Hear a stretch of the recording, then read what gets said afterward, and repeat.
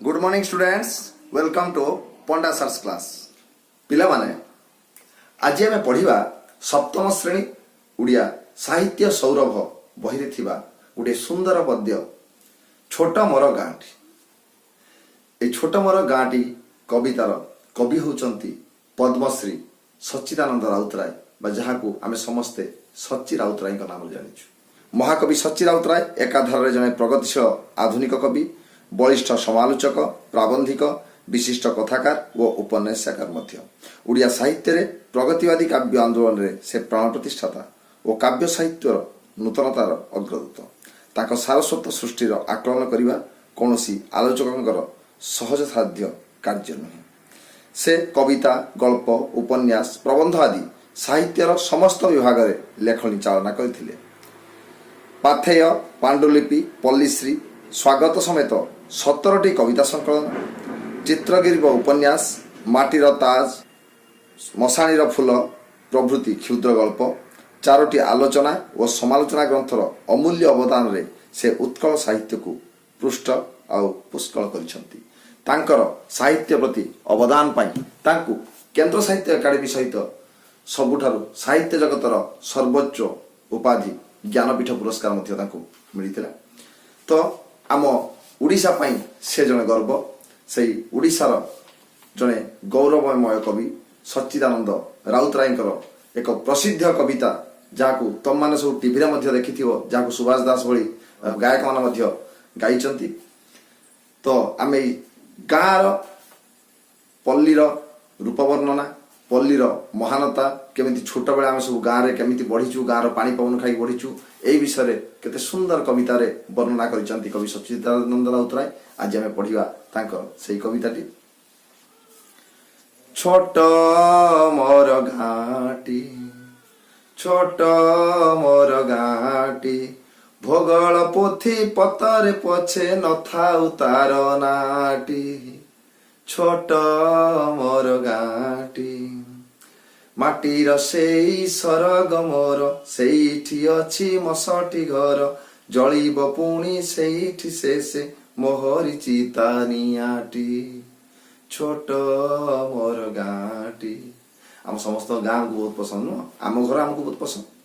आम जिते बाहर को जाऊ, बंधु घर को हो कि अलग कम बाहर को जाऊ, आम 2-4 दिन रहा आम मन घाटी पुणी गाँ को फेरिया कहीं आम गाँटा आमको बहुत सुंदर लगे।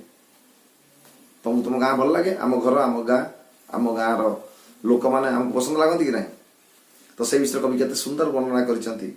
छोट मोर गाँटी, मो गाँटा बहुत छोट, भूगोल पोथी पतरे पछे रथा उतार नाटी। आम भूगोल बही जो विभिन्न देश महादेशर वर्णना अच्छी सेठी किंतु आम गाँ कथा लेखा जाएनि, कहीं आम गाँटा बहुत छोट। एते बड़ पृथ्वी रे देश महादेश प्रदेश जिला विषय सब आड़े वर्णना होता बेले आम गाँटा जेहेतु बहुत छोट, से तुलन में आम गाँ विषय बही सीना लेखा जाएनि, किंतु मो गाँटा छोट, बही वर्णना नथिले भी मो पाई मो गाँटा बहुत सुंदर। माटीर सेई स्वर्ग मोर, मो पाई एटा होची स्वर्ग, मो गाँटा होची मो पाई स्वर्ग। आम समस्ते कल्पना कर स्वर्ग तो कहीं देखी ना, किंतु आम समस्ते कौन भावु जे स्वर्ग रे देवता मान रहउचंती। स्वर्गटा सबुठु सब सुख, सब सुंदर, सब जिनस सुंदर। तो स्वर्गटू आम ये कल्पना करे जेहेतु से आमर मान्यता अच्छी हिंदू शास्त्र में स्वर्ग रे देवता मान रहते सब किसी भल हो। तो मते मो गाँव सब जिन भल लगे, मो गाँव पानी, मो गाँव पवन, मो गाँव माटी, मो गाँव लोक मत सब भल लगती। तेणु कवि एट लिखुं मो गाँव माटीटा मो पाई स्वर्ग, माटीर से स्वर्ग मोर सेठी अच्छी मो षठी घर। षठी घर तो देखिए छोट पिला होता है तार 21 दिन षष्ठी पूजा हुए। तो से जो षठी घर कटा जाए ताकू पूजा बेले षठी घर कहती, षष्ठी माता कौन पूजा हुए पिला हेले। तो आम तो जन्म हुए आम घर आमर षठी घर बना जाए पूजा समय। तो कवि कहते से मोर षठी घर अच्छी, मु जन्म से माटी होती, जलिब पुणी सेठी शेषे मोहरी चिता नियाटी। जिते आम मरीजा कौन करा जाए, मनीष मरला चितारे निया दिए, अंतिम संस्कार करा जाए, दाह संस्कार करा जाए, मनीष को आम पुड़ी दे आसू जे मरी बुढ़ा बुढ़ी जो जेजेबापा जेजेमा घर किए मरी तुम देखी कौन हुए, नहीं समस्ते मशाणी पुड़ी देखी आसे। सी आमरी गाँव जन्म होती मो गाँव में मुझे मो षठी घर अच्छी, आउ दिने बुढ़ा होगी मला से गाँव में मत जली दिज्व।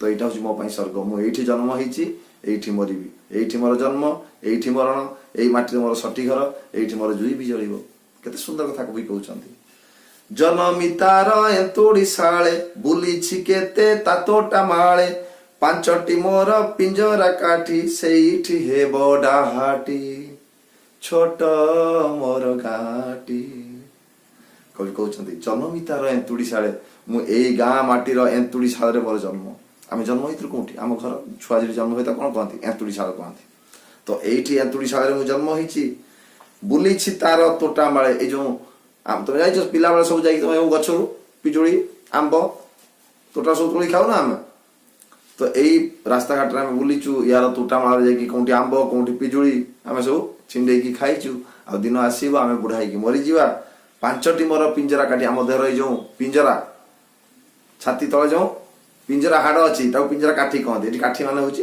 हाड़ सेठी हेबो डाहाटी डाहा माने दाह करिवा गोटे गाउली शब्द होची डाहाटी कवि जेहेतु गाँ विषय लिखुचंती तो गाउली शब्द सब देइचंती एठी हेबो डाहाटी डाहाटी माने जळेवा ताहारी जळ रकत होई सिरारे बहे जेसन लई निश्वासे मोर ताहारी वायु चलाए प्राण नाहाटी छोट मोर गाटी ताहारी जल रकत होई सिरारे बहे जेसन नई जेमिति नई नई रे देखु पानी सब बही चलती सेमती आम देहरे सदाबले शिरा प्रशिरा कौन बहुची रक्त सब आम शिरारे प्रशिरा रक्त सदाबले बही चलती नई रे पानी बहिला भाया तो ये पानी सब कार यही गाँव पानी मु पीछे यही गाँ पोखरी यही गाँ नल यही गाँव ट्यूबवेल पानी मु पीकी बड़ होई ना तो मो देहरे जो पानी अच्छी रक्त होगी बहुची ये सब यही गाँव पानी निश्वास मोर ताहारी वायु मु जो निश्वास नौची मो गाँ पवन निश्वास मु नौची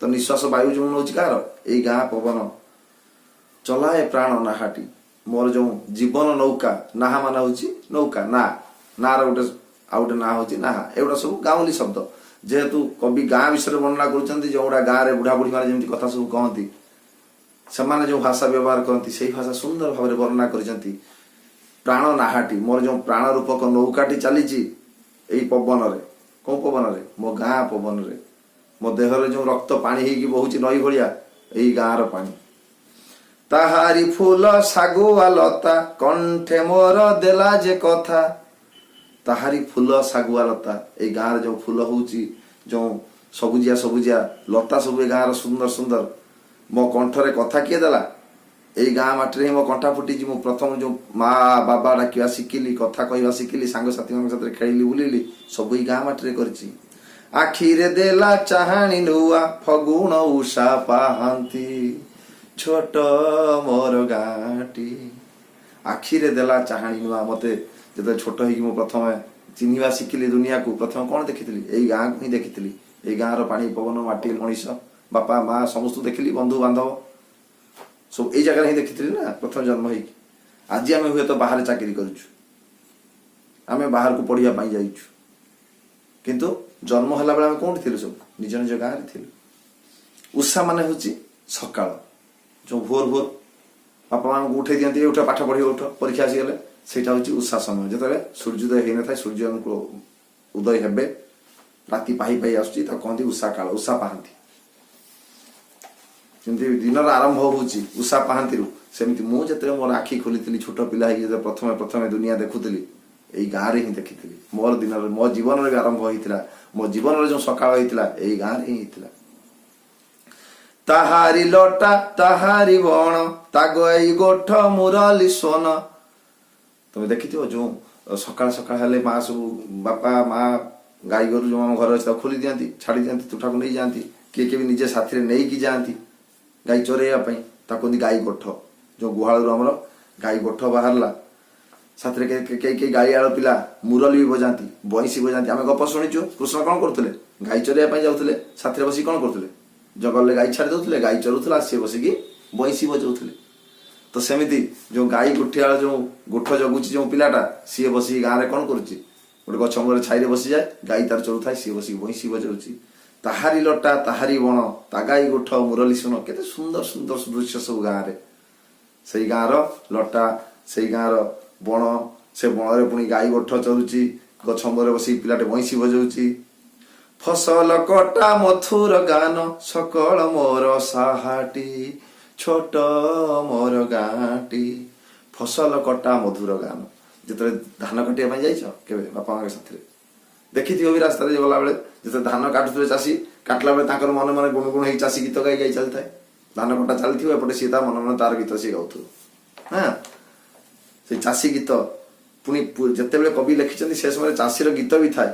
ଏବେ ତ ଧର ସିନେମା ଗୀତ ଗାଇ ଦଉଛନ୍ତି, ଚାଷୀ ଗୀତ କାମ କଲାବେଳେ ଗୋଟେ ଗୀତ ଥାଏ, ଚାଷୀ ଗୀତ ସବୁ ଥିଲା। ଏବେ ବି ଆମେ ତ କାମ କଲାବେଳେ ଗୁଣଗୁଣ ହେଇ କିଛି ନା କିଛି ଗାଉଛୁ। ତ ସେ ଯେ ସେ କହୁଛନ୍ତି ଫସଲ କଟା ମଧୁର ଗାନ, ଫସଲ କାଟିଲା ବେଳେ ଯେଉଁ ଚାଷୀର ଗୀତ କେତେ ସୁନ୍ଦର ଲାଗୁଥିଲା କାନକୁ। ସକଳ ମୋର ସାହାଟି, ସେଇ ସବୁ ଆଜି ମୋର ସାହା। ମୁଁ ସେଇ ଜିନିଷକୁ ମନେ ପକଉଛି, ସେଇଗୁଡ଼ା ମୋ ସ୍ମୃତିରେ ଆଜି ବି ତାଜା ହେଇକି ଅଛି। ଆଲୁଅ ତାର କି ମନୋହର, ଅନ୍ଧକାର ତାଠାରୁ ଭଲ, ଜୀବନ ପଥେ ସକଳ ତାର ଫିଟାଏ ନୁହାରାଟି ଛୋଟ ମୋର ଗାଁଟି। ଆଲୁଅ ତାର କି ମନୋହର, ମୋ ଗାଁର ଆଲୁଅଟା ବହୁତ ସୁନ୍ଦର। ଅନ୍ଧାର ତାଠାରୁ ଭଲ, ମୋ ଗାଁର ଅନ୍ଧାର ବି ଆହୁରି ସୁନ୍ଦର। କବିକୁ ତ ଗାଁର ସବୁ ଜିନିଷ ଭଲ ଲାଗୁଛି। ଗାଁ ଯେତେବେଳେ ଆଲୁଅ ରହୁଛି ସେତେବେଳେ ବି କବିକୁ ସୁନ୍ଦର ଲାଗୁଛି। ମୋ ଗାଁ ଆଲୁଅ ଭଳିଆ ଆଲୁଅ ନାହିଁ। ଯେତେବେଳେ ଅନ୍ଧାର ହେଇଯାଉଛି ମୋ ଗାଁ ଅନ୍ଧାର ଭଳିଆ ଅନ୍ଧାର ନାହିଁ। ଦିନରେ ଯେଉଁ ସୁନ୍ଦର ସୁନ୍ଦର ଦୃଶ୍ୟ କବି ଦେଖୁଛନ୍ତି ସେଟା ହିଁ ତାଙ୍କୁ ସୁନ୍ଦର ଲାଗୁଛି। ରାତିର ଦୃଶ୍ୟ ବି କବିକୁ ଅନ୍ଧାର, ଯେତେବେଳେ ସନ୍ଧ୍ୟା ହେଲା ପରେ ଅନ୍ଧାର ହେଇଯାଏ ସେ ସମୟ ଦୃଶ୍ୟ ବି କବିକୁ ସୁନ୍ଦର ଲାଗୁଛି। କବି କହୁଛନ୍ତି ମୋ ଗାଁରେ ସବୁ ଭଲ। କେବଳ ତାଙ୍କ ଗାଁ କଥା କହୁନାହାନ୍ତି, ସେ କହୁଛନ୍ତି ମୋ ଗାଁ, ତାମାନେ ମୋ ଗାଁ ବି ମତେ ସୁନ୍ଦର, ତୁମ ଗାଁ ତୁମକୁ ସୁନ୍ଦର, କବିଙ୍କ ଗାଁ କବିକୁ ସୁନ୍ଦର, ରାମର ଗାଁ ରାମକୁ ସୁନ୍ଦର, ହରିର ଗାଁ ହରିକୁ ସୁନ୍ଦର। ତ ଯିଏ ଯାହାର ଗାଁ, ଯିଏ ମୋ ଗାଁ ମତେ ସୁନ୍ଦର, ତା ଗାଁ ତାକୁ ସୁନ୍ଦର। ସମସ୍ତେ ନିଜ ନିଜ ଜିନିଷକୁ ଭଲ ପାଆନ୍ତି କି ନାଇଁ।